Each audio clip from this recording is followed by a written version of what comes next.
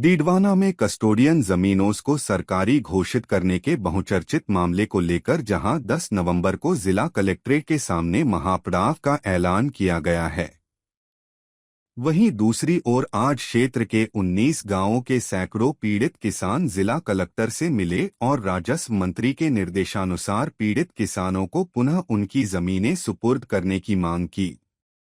इस मौके पर किसानों ने जिला कलेक्टर को बताया कि डीडवाना विधायक यूनुस खान ने राजस्व मंत्री हेमंत मीणा से मुलाकात कर डीडवाना में शहरी व ग्रामीण क्षेत्रों में स्थित कस्टोडियन जमीनों को वास्तविक कब्जाधारी किसानों को कानूनन नियमन व आवंटन करने की मांग की थी।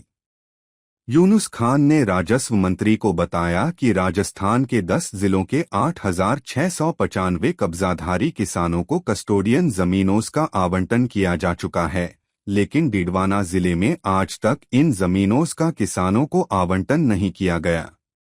जिस पर राजस्व मंत्री हेमंत मीणा ने इस मामले की गंभीरता को देखते हुए जिला कलेक्टर को इस मामले की तथ्यात्मक व सकारात्मक रिपोर्ट प्रस्तुत करने के निर्देश दिए हैं।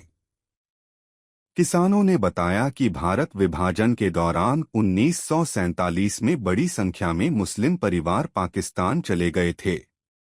उनके पलायन के बाद डीडवाना के लगभग 19 गांवों में उनकी जमीनों को कस्टोडियन भूमि के रूप में दर्ज किया गया था। इन जमीनों को कुछ माह पहले जिला प्रशासन ने अपने संरक्षण में लेना शुरू किया था, जिसे लेकर काफी विरोध हुआ था। अब इस जमीनों को सरकारी कार्यालयों के लिए आवंटित करने का भी विरोध किया जा रहा है।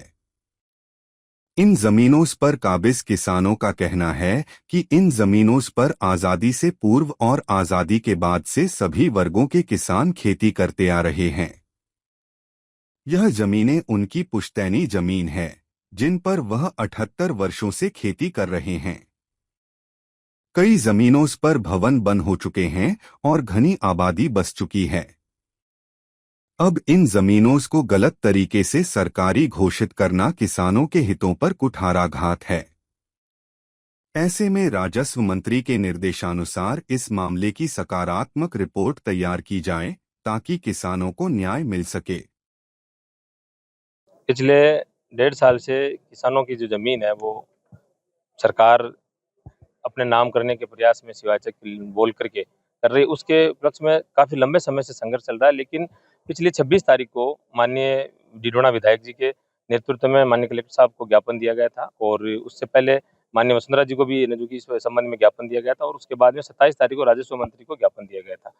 इस संबंध में ज्ञापन का जो पत्र जारी हुआ कि जिसमें मुख्य शासन सचिव को ये पत्र लिखा गया कि डीडवाना के जो लोग पीड़ित लोग हैं, इन पीड़ित लोगों के बारे में पूरी जो कि कमेटी बनाई जाए और जांच की जाए। तो उस संबंध में कलेक्टर साहब ने हमें बुलाया था और बुला करके ये बात तय की गई थी कि मैं इस संबंध में अलग अलग टीमें बना रहा हूँ और उन टीमों के संबंध में आप जो लोग इस जमीन पर काबिज हो उन लोगों के लिए हम पूरी टीम गठित करेंगे और आप अपने आप कागज तैयार रखना और उन कागजों को आप तैयार रखोगे तो हम आपके जो सरकार के पास में रिपोर्ट भेजेंगे और उसके अकॉर्डिंग आपके नियमन और आवंटन किए जाएंगे।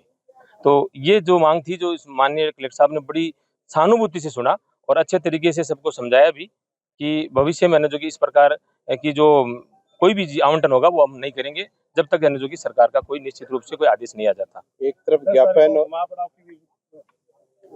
महापड़ाव के लिए कलेक्टर साहब ने कहा कि जब आपका काम सरकार जो कि बिल्कुल शालीनता से करने जा रही है और कमेटी बनाने जा रही है और मेरे पास में आदेश आ चुके हैं तो उसके बाद में महापड़ाव क्यों। तो उस संबंध में सभी लोगों ने जब जो थे उन लोगों ने कहा था कि ये पीड़ित लोग हैं, पीड़ित लोग कतई नहीं चाहते हैं कि भाई जो कि महापड़ाव हो और किसी प्रकार का सरकार के जो कि खिलाफ हम धरना प्रदर्शन करें। हम सब ये चाहते हैं कि पीड़ित जितने भी लोग हैं कि भाई हमारा काम सरकार सुने और सुन करके उसको कर दे, तो उसके अलावा जो कि हम धरना प्रदर्शन में सहमत नहीं है।